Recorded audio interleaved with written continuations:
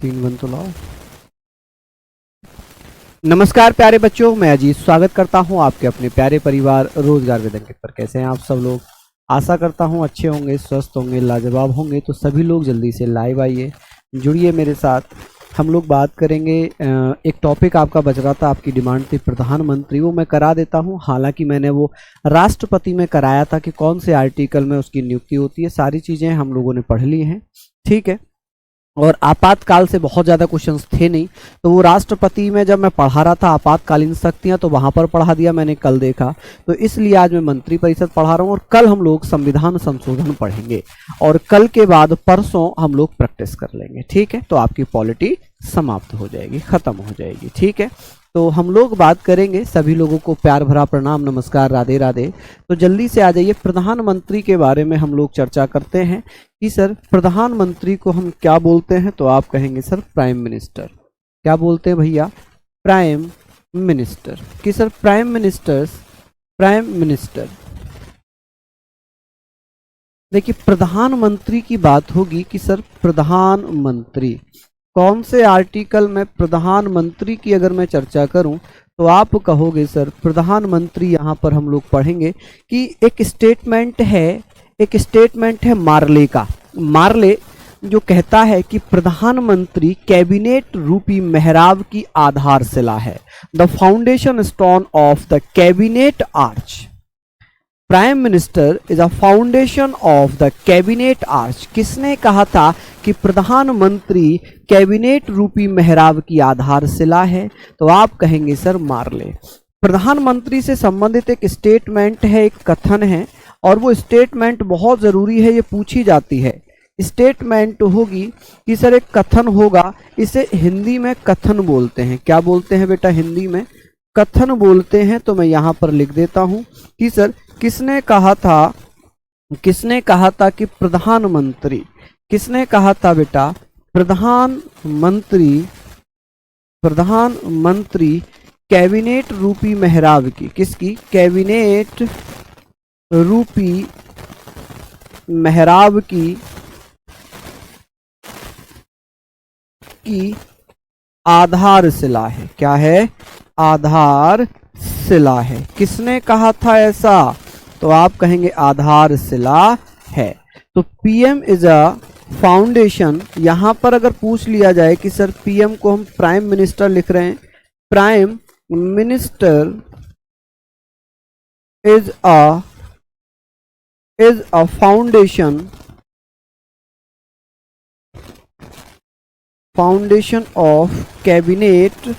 Of the cabinet arch of the foundation stone.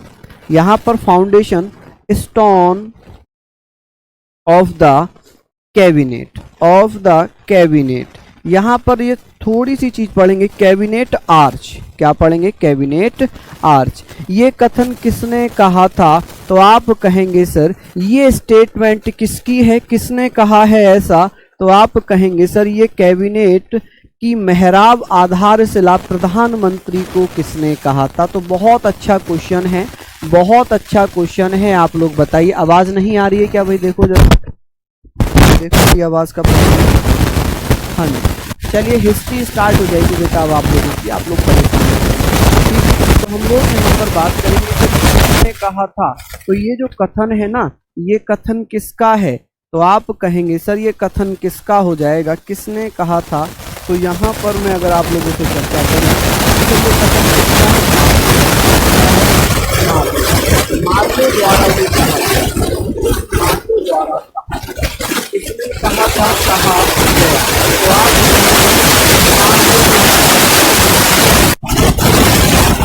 ठीक है, प्रधानमंत्री की नियुक्ति हम बात करेंगे कि प्रधानमंत्री की नियुक्ति कौन करता है?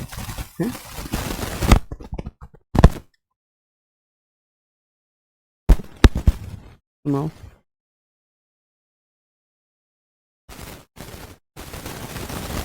ठीक तो आ रही है बेटा, आवाज ठीक आ रही है? ओहो, बुलाओ नवीन को। चलिए, साउंड प्रॉब्लम है, मैंने देख लिया। हाँ, साउंड प्रॉब्लम है, बिल्कुल बिल्कुल। तो हम लोग यहाँ पर बात करेंगे, इसमें कोई भी समस्या आपको नहीं होनी चाहिए। मैं यहाँ पर चर्चा कर लेता हूँ, किसी को कोई समस्या अगर है तो प्लीज मुझे बताएं। चलिए,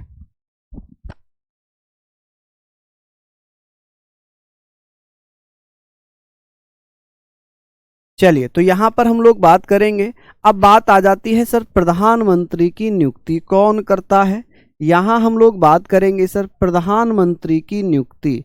इससे संबंधित फैक्ट भी बताऊंगा। प्रधानमंत्री की नियुक्ति किसके द्वारा की जाती है, तो आप बता देना सर। प्रधानमंत्री की नियुक्ति, अगर मैं बात करूं अपॉइंटमेंट की, कि सर अपॉइंटमेंट किसके द्वारा किया जाता है, बहुत सारे बच्चे ये नहीं जानते होंगे कि सर इसका चुनाव होता है या अपॉइंटमेंट होती है। तो आप लोग क्या कहिएगा, आप लोग कहेंगे सर अपॉइंटमेंट ऑफ पीएम।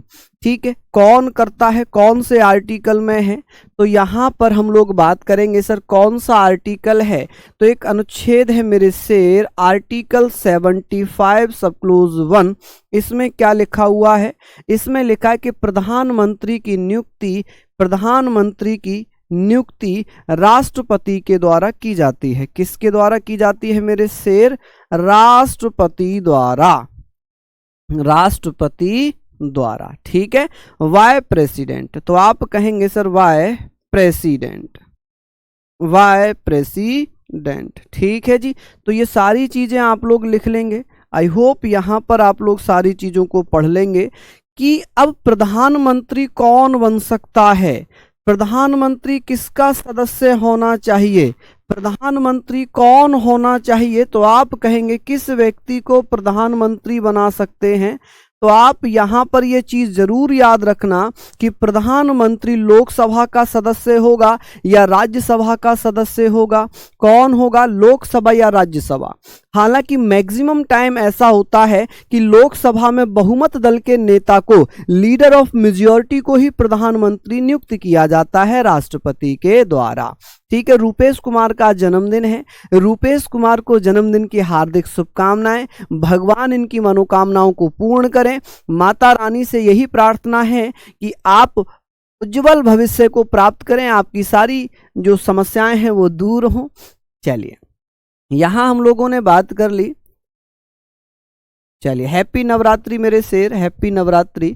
चलिए, ये चीजें हमने पढ़ ली। बात करेंगे सर, यहाँ ओके है, ओके है, बिल्कुल। चलिए, बिल्कुल मेरे बच्चे, हम लोग यहाँ पर बात करते हैं कि प्रधानमंत्री लोकसभा का सदस्य होना चाहिए, लोकसभा का सदस्य हो। किसका, लोकसभा का सदस्य हो, या बेटा राज्यसभा का सदस्य हो, राज्य सभा का क्या हो, राज्यसभा का सदस्य हो। ठीक है, यदि कोई व्यक्ति, यहां पर होता क्या है जर्नली, जर्नली अगर आप लोगों को मैं बता देता हूं कि लोकसभा में बहुमत दल के नेता को, लोकसभा में या लोकसभा के बहुमत दल के नेता को, बहुमत दल के नेता को, दल के नेता को, बहुमत दल मतलब क्या होता है, नेता को ही नियुक्त किया जाता है। बहुमत दल का मतलब होता है लीडर ऑफ मेजॉरिटी। क्या होगा जी, leader of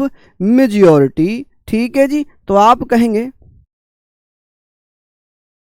leader of majority. अब कोई अगर अन्य व्यक्ति है, कोई अन्य व्यक्ति को यदि प्रधानमंत्री बनाया जाता है, यदि कोई अन्य नागरिक, अन्य नागरिक या कोई भी सिटीजन, अन्य नागरिक, ठीक है, यदि कोई सिटीजन, किसी सिटीजन को, नागरिक को प्रधानमंत्री अगर बना दिया जाए, जब लोकसभा में, राज्यसभा में स्पेशल बहुमत ना मिले, किसी को विशेष यहां पर बहुमत ना मिले, तो ऐसी स्थिति में क्या होगा, ऐसी स्थिति में राष्ट्रपति यदि किसी व्यक्ति को, किसी नागरिक को प्रधानमंत्री बनाते हैं तो उसे 6 माह के अंदर अंदर क्या करना पड़ेगा, 6 महीने के अंदर अंदर लोकसभा या राज्यसभा का चुनाव लेना पड़ेगा। क्या होगा, लोकसभा या राज्यसभा का चुनाव लड़ना पड़ेगा या सदस्य बनना पड़ेगा 6 माह के अंदर। क्या होगा बेटा, तो आप कहेंगे सर 6 माह के अंदर, अंदर, with in 6 month, with in 6 month, Lok Sabha Lok Sabha या राज्यसभा का सदस्य बनना जरूरी है। क्या होना जरूरी है? राज्यसभा का सदस्य बनना जरूरी है। क्या बनना जरूरी है बेटा? सदस्य बनना जरूरी है, जरूरी है। अब यदि कोई भैया किसी को प्रधानमंत्री बना दिया, ना तो वो 6 महीने में लोकसभा का बन पाया ना राज्यसभा का बन पाया, तो क्या होगा? तो उसे अपने पद से रिजाइन देना पड़ेगा। क्या होगा? अपने पद से रिजाइन देना पड़ेगा।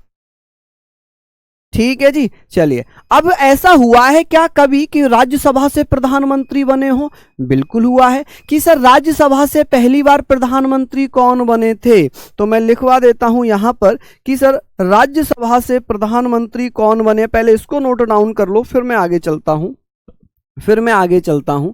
ठीक है जी। चलिए, हाँ जी, बहुत बढ़िया, शानदार, बिल्कुल मेरे बच्चे, हाँ जी,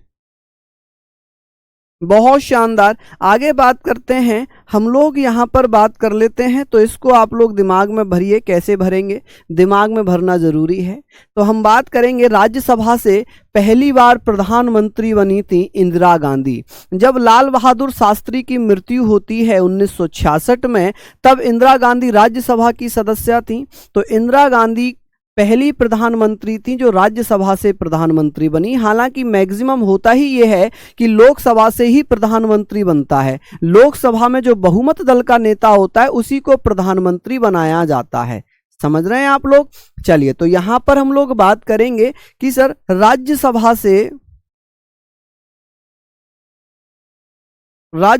से बने पीएम। तो ये एक हेडिंग है कि भाई राज्यसभा से कौन कौन लोग प्रधानमंत्री बनते हैं, प्राइम मिनिस्टर बनते हैं। तो पहला जो है, अगर मैं बात करूं 1966 में पहली पीएम बनी थी इंदिरा गांधी। जिस समय इंदिरा गांधी प्रधानमंत्री बनी थी तो उस समय वो राज्यसभा की सदस्य थी। कौन थी? मेंबर ऑफ राज्यसभा थी। इसके बाद 1996 में 1996 में एच डी देवगौड़ा ये भी बेटा राज्यसभा के सदस्य रहे जब प्रधानमंत्री बने। इसके बाद 2009 लगातार 2 बार, 2004-2009 मनमोहन सिंह, कौन? मेरे लाल मनमोहन सिंह राज्यसभा सदस्य थे जब प्रधानमंत्री बने। मनमोहन सिंह, ठीक है, कौन? मनमोहन सिंह। कि भैया मनमोहन सिंह कौन थे? तो जब मनमोहन सिंह प्रधानमंत्री बने थे वो 2004-2009 में राज्यसभा के सदस्य थे। कौन थे? राज्यसभा के सदस्य थे। कि इंदिरा गांधी 1966 में पीएम बनी थी तब राज्यसभा की सदस्य थी। एच डी देवगौड़ा जब राज्यसभा के सदस्य थे, प्रधानमंत्री बने 2004 में और 2009 में। ये 2 बार प्रधानमंत्री बने हैं और दोनों बार ही ये असम से राज्यसभा में आए थे। कहां से? असम से राज्यसभा में आए थे। कहां से? असम से राज्यसभा में आए थे। ठीक है जी, पूछ लेता है जी ये क्वेश्चन। चलिए, अब बात करते हैं, ये तो हमने पढ़ लिया। अब हम बात करते हैं कुछ इंपॉर्टेंट फैक्ट की कि प्रधानमंत्री का कार्यकाल कितना होगा। तो आप क्या कहेंगे सर, प्रधानमंत्री का कार्यकाल कितना होगा? तो हम बात कर लेते हैं कि सर प्रधानमंत्री का कार्यकाल किसमें दिया हुआ है। तो आर्टिकल 75 सब क्लोज 2 अनुच्छेद 75 खंड 2 में लिखा हुआ है कि प्रधानमंत्री राष्ट्रपति के प्रसाद पर्यंत अपने पद पर रहेगा। ये तो संवैधानिक भाषा हो गई। लेकिन वास्तविकता यह है कि जब तक उसे लोकसभा में बहुमत मिलता रहेगा, जब तक लोकसभा में बहुमत मिलता रहेगा तब तक वह प्रधानमंत्री बनता रहेगा। ठीक है जी, हां जी। चलो भैया समझ लो। इंटरेस्ट लोगे आएगा, नहीं लोगे तो और अच्छा आएगा। समझ गए आप लोग? चलिए, तो हम बात करेंगे सर पीएम का कार्यकाल। किसका? पीएम का कार्यकाल। पीएम का कार्यकाल कि सर प्रधानमंत्री का कार्यकाल क्या है। तो आप बताना सर, प्रधानमंत्री का जो कार्यकाल है वो बेटा कौन से आर्टिकल में है। टेन्योर अगर पूछा जाए कि सर टेन्योर बता दीजिए तो आप कहेंगे सर टेन्योर किस में है? तो टेन्योर जो है वो कौन से आर्टिकल में आता है? तो आर्टिकल 75 सब क्लोज टू अनुच्छेद 75 खंड 2।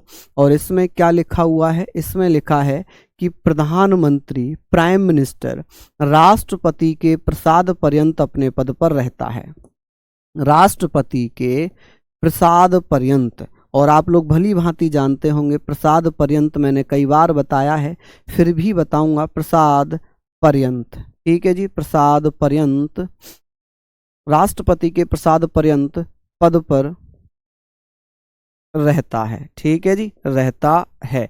इसका मतलब है during of the pleasure of the president, कि जब तक राष्ट्रपति चाहेंगे प्रधानमंत्री अपने पद पर बना रहेगा। यह है भाषा संविधान की कि during of the pleasure of the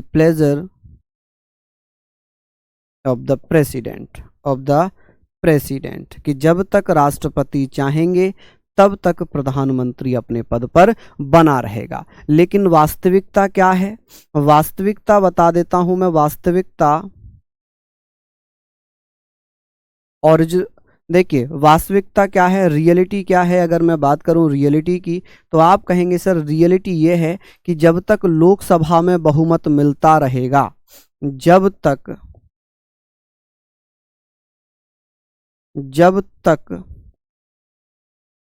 Lok Sabha में बहुमत मिलता रहेगा, बहुमत मिलता रहेगा,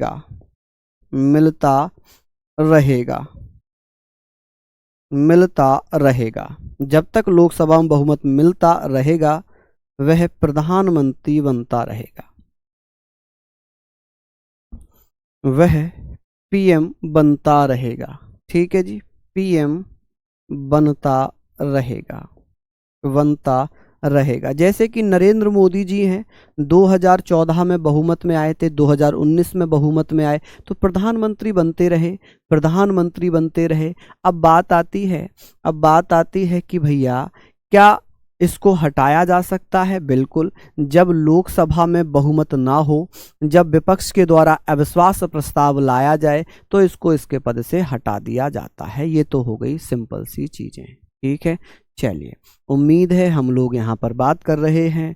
एक बच्चा कह रहा है किस चीज़ की तैयारी कर रहे हैं। जब उसे यही नहीं पता कि वो किस चीज़ की तैयारी कर रहा है, फिर यही बच्चा कमेंट करेगा कि समझ में नहीं आ रहा। अब तुमने कोर्स लिया है किस चीज़ का, तुम्हें ही नहीं पता कि भाई मैंने किस चीज़ का कोर्स लिया है, मैं क्या पढ़ रहा हूँ, तो फिर आपको तैयारी करने का मुझे लगता है कोई औचित्य बनता नहीं है। हालांकि इनको बुरा लगेगा, ये मेरी बातें इनको बुरा लग सकती हैं, क्योंकि जब इन्हें खुद ही नहीं पता कि किस चीज़ की तैयारी कर रहे हैं तो फिर आप क्यों पढ़ रहे हो भाई? आप क्यों पढ़ रहे हो? मत पढ़ो। जब आपको ही नहीं पता कि आप क्या पढ़ रहे हो, क्यों पढ़ रहे हो, किसकी तैयारी कर रहे हो, मम्मी पापा के साथ काम करने लग जाओ उनका। हाँ जी, समझ रहे हैं आप लोग? During of the pleasure of the president, समझ गए आप लोग? चलिए, बहुत बढ़िया, शानदार। यहाँ पर आप लोग पढ़ो, आगे बात करते हैं। कुछ फैक्ट मैं यहाँ बता देता हूँ, कुछ फैक्ट जो आपके एग्जाम में आते हैं, कुछ फैक्ट्स मैं आपको बता देता हूँ कि सर क्या फैक्ट्स हैं। फैक्ट जैसे कि अगर बात करेंगे सर, भारत के ऐसे प्रधानमंत्री कौन थे जिनकी उनके पद पर मृत्यु हुई? तो भारत के ऐसे प्रधानमंत्री जिनकी पद पर मृत्यु हुई थी, शासनकाल के दौरान मृत्यु हुई, तो पहले थे पंडित जवाहरलाल नेहरू, दूसरे थे लाल बहादुर शास्त्री और तीसरी थी इंदिरा गांधी। यानी कि 3 प्रधानमंत्री जिनकी पद पर मृत्यु हुई, ठीक है जी। ऐसे पीएम जिनकी पद पर, या प्रधानमंत्री रहते जिनकी पीएम रहते मृत्यु हुई, पीएम रहते मृत्यु हुई, ठीक है, डेथ हो जाती है, ठीक है जी। क्या हो जाती है? डेथ हो जाती है, डेथ हुई।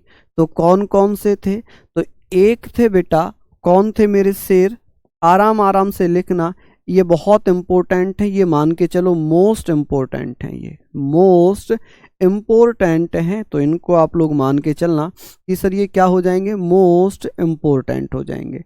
तो कौन कौन थे? एक तो थे जवाहरलाल नेहरू, जवाहरलाल नेहरू, नेहरू। ठीक है जी। दूसरे थे लाल बहादुर शास्त्री, लाल बहादुर शास्त्री। कौन? लाल बहादुर शास्त्री। और एक तीसरी इंदिरा गांधी। कौन? इंदिरा गांधी। तो आप कहेंगे सर इंदिरा गांधी। ठीक है।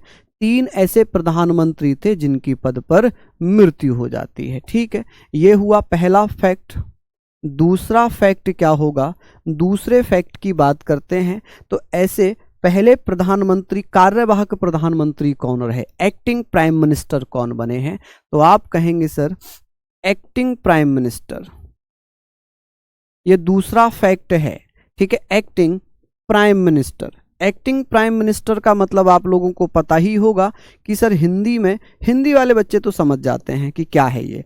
तो एक्टिंग प्राइम मिनिस्टर का मतलब है कार्यवाहक प्रधानमंत्री कौन बने थे। हालांकि संविधान में इसका प्रावधान नहीं है, कार्यवाहक प्रधानमंत्री। तो कार्यवाहक प्रधानमंत्री बेटा एक ही व्यक्ति बने थे जिनका नाम था बेटा गुलजारी लाल नंदा। कौन? गुलजारी लाल नंदा।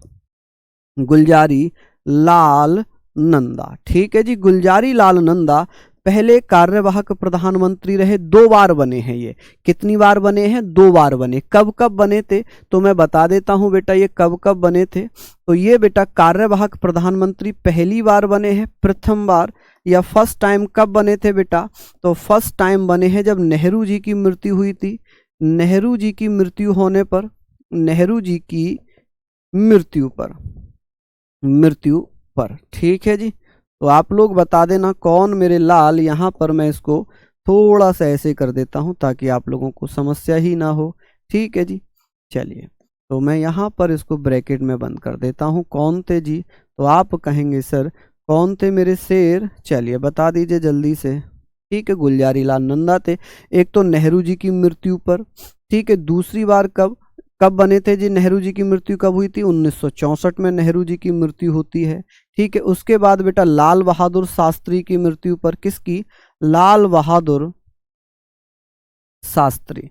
लाल बहादुर शास्त्री की मृत्यु पर, ठीक है जी, मृत्यु पर। कब मृत्यु हुई थी जी? 1966 में। अच्छा, विदेश में मरने वाले पहले, विदेश में जिनकी मृत्यु हुई थी, तो लाल बहादुर शास्त्री की मृत्यु बेटा कब होती है? तो मैं बता देता हूं कि सर इनकी मृत्यु होती है जी 11 जनवरी 1966 में। कहां पर? ताशकंद में। कहां पर मृत्यु होती है? ताशकंद में। ताशकंद में। ठीक है, और बेटा ये विदेश में मरने वाले प्रथम थे। यहाँ पे याद रखना कि विदेश में इनकी मृत्यु हुई थी। कहाँ पर? विदेश में। अगर विदेश की बात करें कि विदेश में ऐसे कौन से प्रधानमंत्री थे जिनकी मृत्यु हुई थी, वो कौन थे? लाल बहादुर शास्त्री थे। अब क्वेश्चन नेक्स्ट आता है, यहां तक पढ़ लो कि गुलजारी लाल नंदा 13 दिनों तक प्रधानमंत्री रहे थे। कितने दिन तक? 13 डेज तक। ठीक है जी, 13 दिन तक। लेकिन ये कार्यवाहक पीएम रहे थे। ठीक है, हालांकि 13 दिन तक कौन रहे थे? अटल बिहारी वाजपेयी। कि सबसे कम शासनकाल किसका था? अटल बिहारी वाजपेयी का। चलो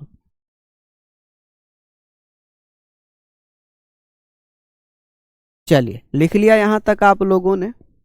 बहुत बढ़िया। चलिए, हाँ जी, आगे हम लोग बात करते हैं।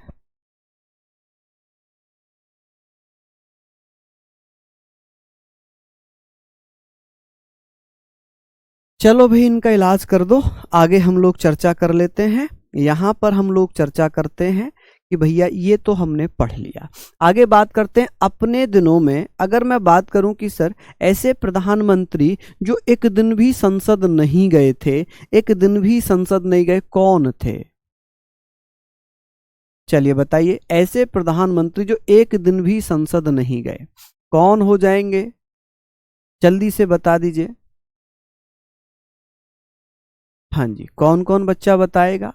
तो आप कहेंगे, हाँ जी बिल्कुल बेटा, मैं लिख दिए हैं ये। यहाँ पर मैंने लिखी है कौन कब क्या हुआ है, सारी चीज़ें मैं लिखता हुआ चल रहा हूँ। बस आप लोग लिखने का समय दिया करो। मैं कुछ लिखता हूँ और आप लोग तुरंत दूसरा सवाल वहाँ पर बोल देते हो। चलिए, अब बात करते हैं, अब बात कर लेते हैं कि सर एक दिन भी संसद ना जाने वाले पीएम, एक दिन भी संसद ना जाने वाले पीएम कौन थे? संसद ना जाने वाले पीएम कौन थे? जाने वाले पीएम। पीएम की अगर मैं बात करूं तो आप कहेंगे सर ऐसे प्राइम मिनिस्टर जो संसद मतलब पार्लियामेंट, यहां पर लिख देता हूं, चलिए कोई बात नहीं। एक दिन भी संसद यानी कि पार्लियामेंट ना जाने वाले पीएम, पार्लियामेंट ना जाने वाले पीएम, ना जाने वाले पीएम वाले पीएम कौन थे? तो आप कहेंगे सर यहाँ पर क्या इसका आंसर होगा? तो आप लोग बता देना सर क्या होगा।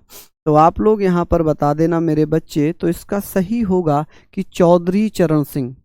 चौधरी चरण सिंह। कि सर ऐसा क्या हुआ था कि ये नहीं गए थे? चौधरी चरण सिंह, ठीक है जी, चौधरी चरण सिंह जी थे। ये एक दिन भी संसद नहीं गए। रीजन क्या था कि इनके समय में एक भी बैठक नहीं हुई, एक भी बैठक नहीं हुई, तो ये नहीं गए, ये नहीं गए। सबसे कम उम्र के युवा पीएम कौन बने थे? युवा या यंग पीएम कौन बने थे? तो सबसे युवा या यंग थे राजीव गांधी, सॉरी, कौन थे? राजीव गांधी। तो आप लिखना सर राजीव गांधी जी थे जो सबसे कम उम्र के प्रधानमंत्री बने थे। ठीक है। लोकसभा में विश्वास प्रस्ताव के पहले किसने त्याग पत्र दिया? कि ऐसे कौन कौन से पीएम थे जिन्होंने कॉन्फिडेंस मोशन से पहले ही अपना त्याग पत्र दे दिया था? वो चौधरी चरण सिंह थे और अटल बिहारी वाजपेयी थे। ठीक है, तो यहां पर मैं वो भी लिखवा देता हूं। लोकसभा में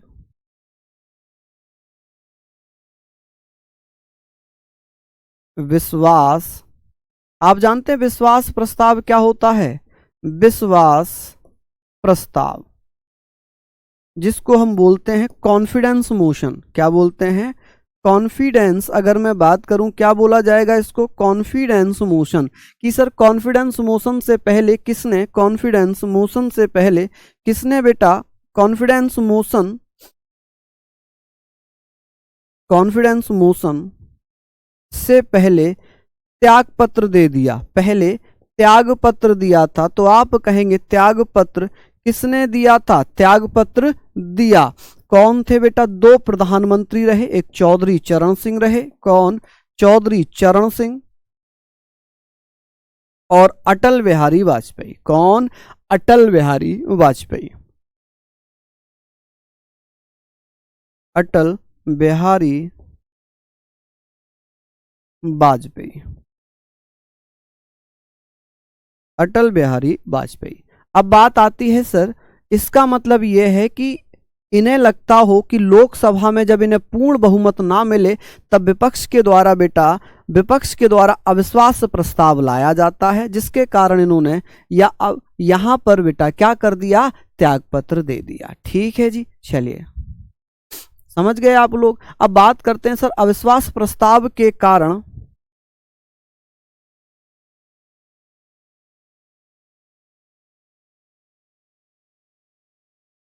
लोकसभा में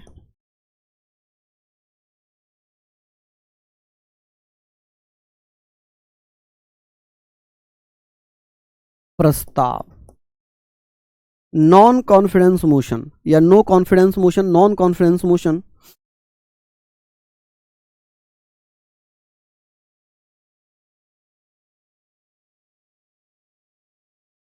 के कारण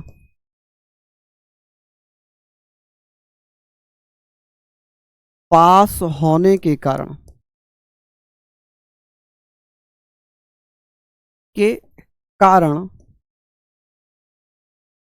त्याग पत्र दिया।